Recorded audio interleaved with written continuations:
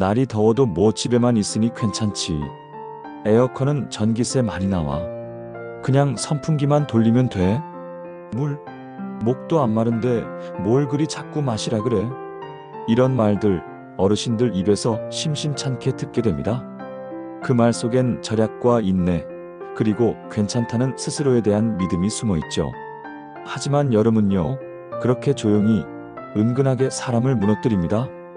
2021년 질병관리청의 조사 결과 온열 질환으로 응급실을 찾은 사람 중 인구 10만 명당 가장 높은 발생률을 보인 연령층은 바로 80대 이상 노인이었습니다. 더운 바깥일을 하다가 쓰러지는 경우도 많지만 실내에서도 집, 창고, 비닐하우스처럼 익숙한 공간에서 온열 질환으로 응급 상황이 발생한 경우가 20% 이상이었습니다. 가만히 앉아 있어도 땀은 흐르고 에어컨 없이 버티는 집안은 이미 찜통입니다. 그렇게 천천히 아무 말 없이 몸은 안에서부터 마르고 있는 겁니다. 그저 요즘 왜 이렇게 기운이 없지? 밥맛이 통 없네. 자꾸만 눕고 싶다? 이런 느낌만 있을 뿐 그게 탈수의 시작이라는 걸 모른 채 말이죠. 노인의 몸은 젊을 때와 다르게 체온 조절 기능이 약해지고 갈증을 느끼는 감각도 둔해져서 스스로 몸에 일어나는 위험 신호를 놓치기 쉽습니다. 덥다 싶을 때 이미 늦은 거죠. 특히 여름철 식욕이 떨어지면 국물도 덜 먹게 되고 채소도 손이 안 가고 소금기 있는 음식은 귀찮게만 느껴져 자연스레 수분과 염분 섭취가 줄어듭니다. 그러다 보면 소변량이 줄고 무기력감이 몰려오며 밤에 잠도 안 오고 전보다 쉽게 피로해지고 하루가 왜 이렇게 긴지 모르겠다는 말이 입에서 절로 나옵니다. 하지만 대부분의 어르신들은 나이 들면 다 그렇지라고 생각하며 그냥 넘기죠. 그러다 어느 날 기력이 없어 밥도 못 먹고 몸이 축 늘어져 말도 하기 힘든 상태가 되어 응급실로 실려가는 겁니다. 더 무서운 건 이런 탈수가 심내혈관 질환, 고혈압, 당뇨 같은 만성 질환과 만나면 훨씬 더 치명적이라는 겁니다. 가만히 있다가도 위험하다. 이게 여름철 탈수의 진실입니다. 그렇다면 어떻게 해야 할까요? 정답은 간단합니다.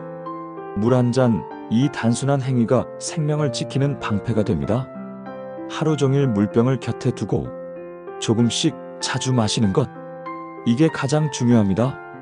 목이 마르지 않아도 땀을 흘리지 않아도 의식적으로 수분을 보충해야 합니다. 야외 활동이 불가피하다면 1520분마다 한 컵씩 물을 마시고 뜨거운 시간대인 낮 12시부터 5시까지는 절대 외출하지 않는 것. 특히 비닐하우스 작업은 매우 위험하니 피해야 합니다. 알코올, 카페인, 단맛 많은 이온 음료는 오히려 몸을 더 마르게 하니 조심해야 합니다. 실내가 덥다면 햇볕을 차단하고 창문을 열어 맞바람을 만들고 선풍기를 창문 방향으로 돌려 실내 공기를 바꾸는 것만으로도 효과가 큽니다. 그리고 또 하나, 어르신들에게 여름은 잠 못 이루는 계절이기도 합니다. 더워서 뒤척이다가 TV 보다가 한밤중에 수박 한 조각 먹고 다시 누웠더니 잠은 오지 않고 땀만 흐르고 그렇게 밤을 새우고 낮에는 기운 없이 누워만 있다 보면 하루가 흐릿해지고 우울감까지 밀려오곤 합니다. 그래서 수면제를 찾는 경우도 많습니다. 하지만 노인의 경우 수면제는 낙상, 어지럼증, 인지 저하 등 2차 문제를 불러올 수 있어 더욱 주의가 필요합니다. 잠이 안 오더라도 너무 억지로 자려 하지 마세요. 잠은 억지로 자는 게 아니라 환경이 만들어주는 것입니다. 에어컨은 잠들기 전까지만 틀고 2426도 정도의 온도를 유지하며 조용한 음악, 적당한 어둠, 그리고 늦은 오후 햇살 속 산책 한 번이 밤잠을 더 잘 자게 만들어줍니다. 이 무더운 여름 가장 먼저 지치는 사람은 바로 부모님, 우리 곁의 어르신입니다. 그리고 그들을 살리는 건 큰 약도 특별한 치료도 아닌 어머니, 물 한 잔 하셨어요? 아버지, 오늘은 낮에 나가지 마세요. 이 따뜻한 한마디일 수 있습니다. 그 작고 사소한 말이 한 생명을 살릴 수 있다는 걸 잊지 말아주세요.